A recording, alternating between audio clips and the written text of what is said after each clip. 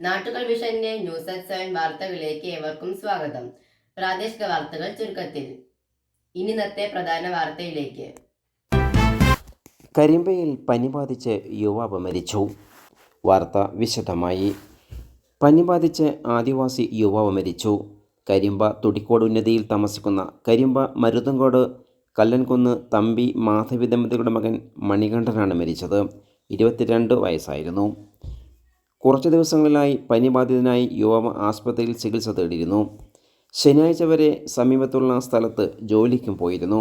രോഗം മൂർച്ഛിച്ചതിനെ തുടർന്ന് മണികണ്ഠനെ ഞായറാഴ്ച വൈകിട്ട് പാലക്കാട് ജില്ലാ ആസ്പത്രി എത്തിച്ചെങ്കിലും ജീവൻ രക്ഷിക്കാനായില്ല. മൃതദേഹം തിങ്കളാഴ്ച രാവിലെ പോസ്റ്റ്മോർട്ടത്തിന് ശേഷം ബന്ധുക്കൾക്ക് കൈമാറും. കണ്ണൻ സഹോദരനാണ്.